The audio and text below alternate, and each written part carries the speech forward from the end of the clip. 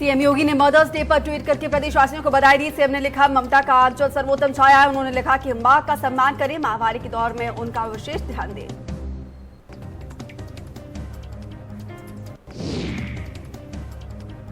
मुख्यमंत्री योगी आदित्यनाथ एक दिन के काशी दौरे पर सीएम बीएचयू परिसर में डीआरडीओ की ओर से निर्मित पंडित राजन मिश्र कोविड अस्पताल के चालू होने से पहले उसका निरीक्षण करेंगे।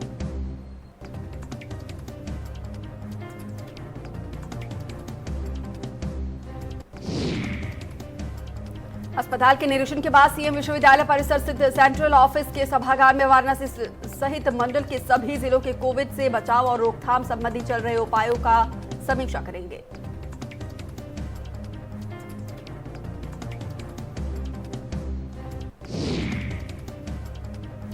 मुख्यमंत्री योगी आदित्यनाथ यहां डीआरडीओ और जिला प्रशासन के अधिकारियों के साथ कोविड मरीजों के अस्थायी अस्पताल का भी निरीक्षण करेंगे। पहले चरण में शुरू हो रही 250 बेड के आईसीयू वार्ड का व्यवस्था देखेंगे।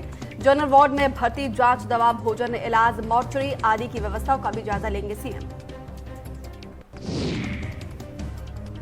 लखनऊ में थाईलैंड से आई एक महिला की 2 दिन बाद ही कोरोना से मौत हो गई। पुलिस ने महिला का अंतिम संस्कार किया और शुरुआती जांच में पता चला है कि महिला कॉल गर्ल थी, जिसे एक कारोबारी ने पैसे खर्च करके बुलाया था।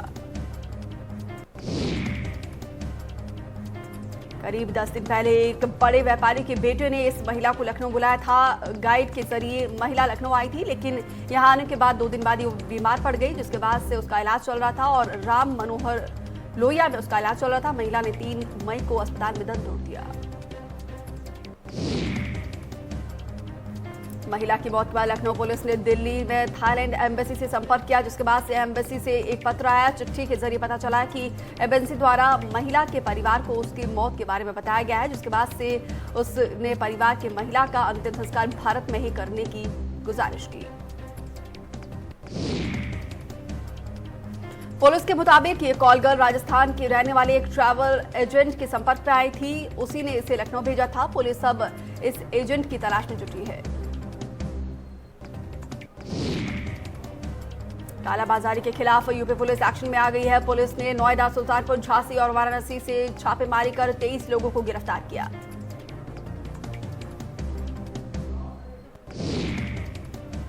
बुलंदशहर में लॉकडाउन का असर देखने को नहीं मिल रहा है। यहां पर कस्बा पहासू के बाजार में कोरोना गाइडलाइंस की जमकर धज्जियां उड़ाई जा रही है। यहां पर लोग सोशल डिस्टेंसिंग का पालन नहीं कर रहे हैं। यहां तक कि कुछ लोगों ने मुंह में मास्क भी नहीं पहना है। बिजनौर में पुरानी रंजिश के चलते डबल मर्डर का मामला सामने आया। यहां पर धोकलपुर में चाचा भतीजे को दिन दहाड़े मौत के घाट उतारा गया। फिलहाल मामले की जांच में जुटी पुलिस। अमरोहा में बीजेपी जिला उपाध्यक्ष डॉक्टर राजीव शर्मा का निधन हो गया। राजीव शर्मा भगवती शरण इंटर कॉलेज के प्रधानाचार्य भी थे।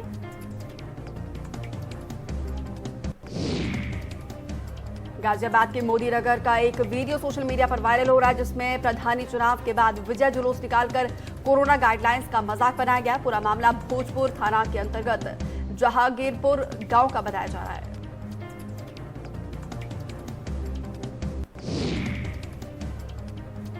वायरल वीडियो में भारी भीड़ विजय प्रत्याशी के जिंदाबाद के नारे लगा रही है और वहीं जोश में डूबे समर्थक तमंचे से फायरिंग भी कर रहे हैं। ग्राम जहांगीरपुर में मनीष कुमार के प्रधान पद विजय होने के बाद निकले जुलूस में आचार संहिता का उल्लंघन कर देसी कट्टे से फायरिंग करता हुआ प्रधान समर्थक भी वायरल वीडियो में नजर आ रहा है। अलीगढ़ के औषधि विभाग ने कार्रवाई करते हुए दिल्ली गेट इलाके से नकली सैनिटाइजर बनाने की फैक्ट्री पर छापेमारी की, जिसमें बड़ी संख्या में मात्रा में नकली सैनिटाइजर बरामद किए। इसके साथ ही थाना बनादेवी पुलिस ने चेकिंग के दौरान रेमडेसिविर इंजेक्शन की कालाबाजारी करते हुए युवक को गिरफ्तार किया। युवक के पास से 4 इंजेक्शन बरामद किए।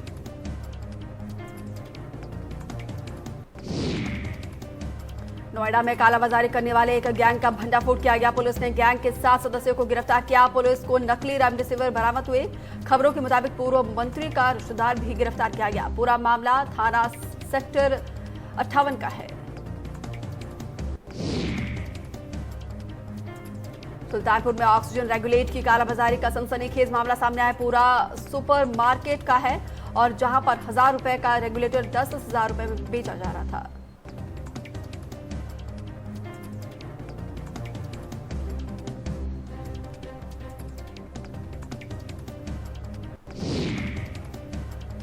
बलरामपुर में 24 घंटे के भीतर तेंदुए के हमले की 2 घटनाएं सामने आई, जिसमें 6 लोग घायल हुए। जिले के हरैया थाना क्षेत्र में तेंदुए ने एक युवक पर पहले हमला कर दिया और फिर एक फूस के घर से घुसकर कब्ज किया गया।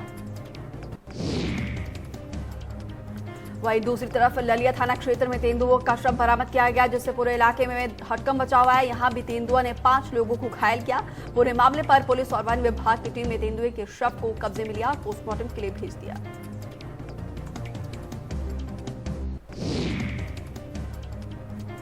बलिया के खानपुर डुमरिया गांव में पंचायत में सास ने बहू को हरा दिया। सास ने पंचायत चुनाव में चुनाव घोषणा पत्र जारी किया था। उसमें लिखा था कि ग्राम सभा में आवारा बंदरों के उत्पात से ग्राम को निजात दिलाना उनकी प्राथमिकता रहेगी।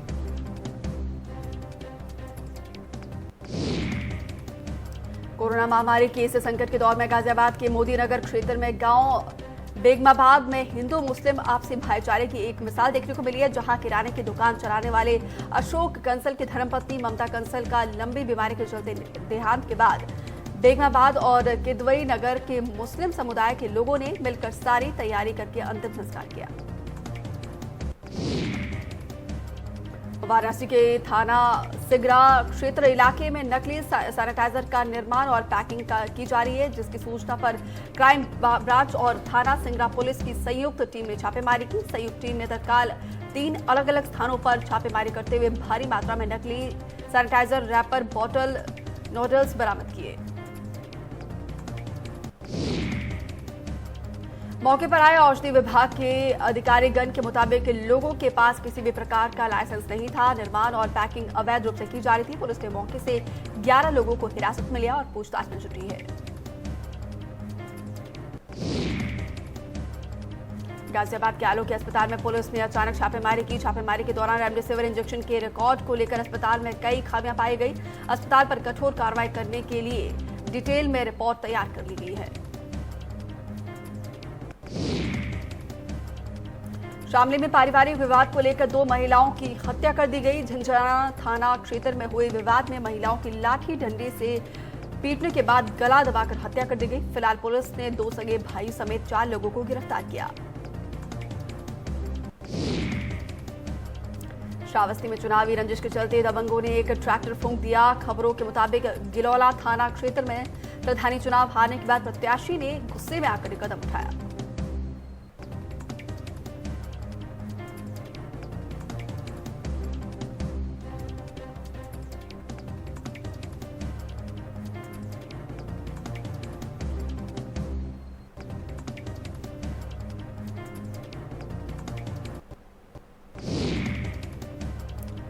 कानपुर देहात में तेज रफ्तार का कहर देखने को मिला। यहां पर 3 ट्रक आपस में टकरा गई, जिसमें 8 लोग घायल हो गए। वहीं घायलों को हालत नाजुक बनी हुई, जिसे हालत अस्पताल में भर्ती कराया गया।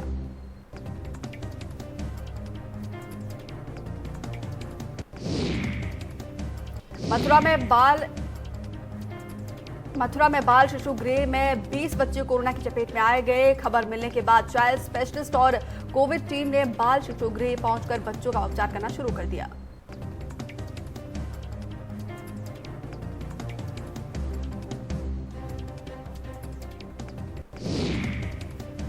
उत्तर प्रदेश में पिछले 24 घंटे में 26,847 नए केसेस सामने आए, जबकि 34,721 मरीज ठीक होकर डिस्चार्ज किए गए। पिछले 24 घंटे में 2,23,000 से ज्यादा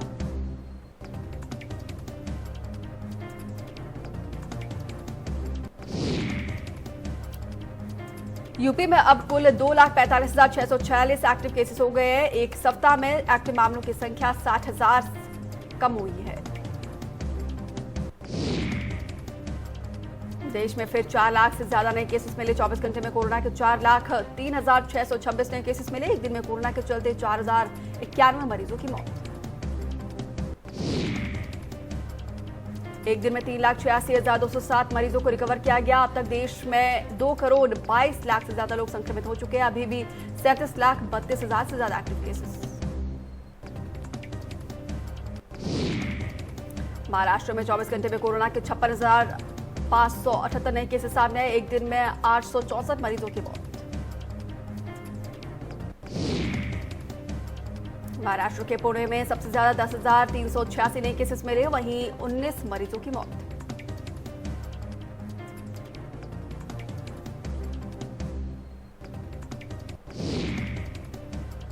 महाराष्ट्र के बाद कर्नाटका में सबसे ज्यादा 47,563 नए केसेस सामने आए। 24 घंटे में 482 मरीजों की मौत।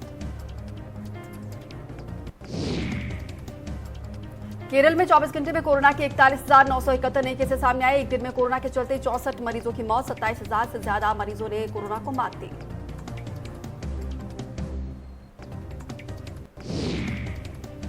आंध्र प्रदेश में 24 घंटे में कोरोना के 20,000 से ज्यादा नए केसेस सामने मिले। एक दिन में कोरोना के चलते 96 मरीजों की मौत। 19,000 से ज्यादा मरीजों ने कोरोना को मात दी। तमिलनाडु में भी जारी है कोरोना का कोहराम। 24 घंटे में मिले 27,397 केसेस। एक दिन में कोरोना के चलते 241 मरीजों की मौत। 23,110 मरीजों को रिकवर किया गया। दिल्ली में कोरोना के 24 घंटे में 17,364 नए केसेस सामने आए। एक दिन में कोरोना के चलते 332 मरीजों की मौत। 20,160 मरीजों को रिकवर किया गया। पश्चिम बंगाल में 24 घंटे में कोरोना के 19,436 नए केसेस सामने आए। 18,243 मरीजों को रिकवर किया गया। एक दिन में कोरोना के चलते 127 मरीजों की मौत। राजस्थान में भी कोरोना का कोहराम जारी। 24 घंटे में 17,987 नए केसेस सामने आए। एक दिन में कोरोना के चलते 160 मरीजों की मौत। 17,667 मरीजों को रिकवर किया गया।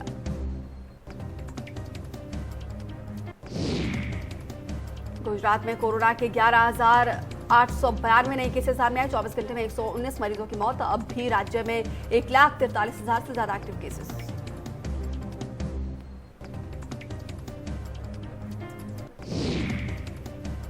मध्य प्रदेश में कोरोना के चलते 24 घंटे में 11,598 नए केसेस सामने आए। एक दिन में कोरोना से 90 मरीजों की मौत। 4,445 लोगों को रिकवर किया गया। हरियाणा में भी जारी है कोरोना का कोहराम। 24 घंटे में मिले 14,000 से ज्यादा नए केसेस। 14,366 मरीजों को रिकवर किया गया। एक दिन में 155 मरीजों की मौत।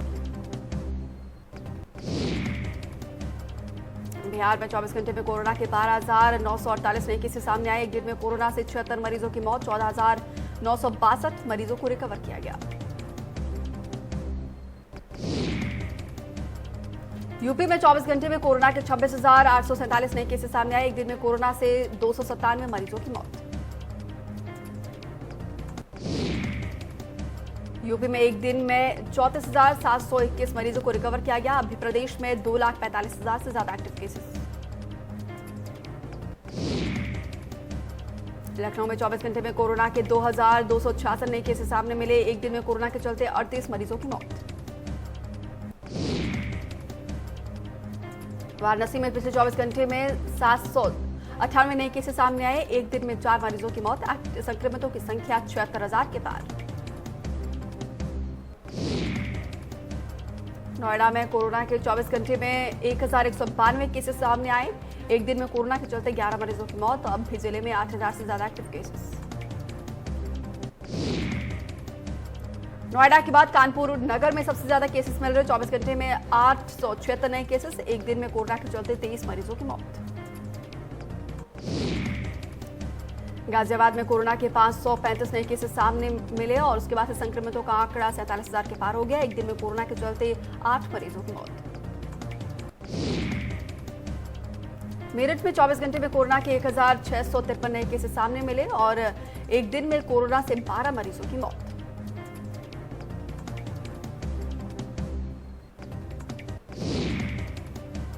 कोरोना संक्रमण की दूसरी लहर आने के बाद एक बार फिर उत्तराखंड सरकार ने RT-PCR टेस्ट की सेवाओं का रेट निर्धारित कर दिया है। निजी क्षेत्र में प्रयोगशाला द्वारा कोरोना वायरस के संक्रमण की जांच के लिए अधिकतम धनराशि निर्धारित कर दी गई। कोविड-19 की जांच दर 700 GST रखी गई है। प्राइवेट लेबोरेटरी द्वारा कोविड-19 संभावित व्यक्ति के निवास स्थल पर जाकर RT-PCR सैंपल लेने से 900 GST सहित रहेगी। उत्तराखंड में 24 घंटे में कोरोना संक्रमण के 8,390 केसेस सामने आए। वहीं 118 मरीजों की मौत। एक्टिव मामलों की संख्या 71,000 के पार।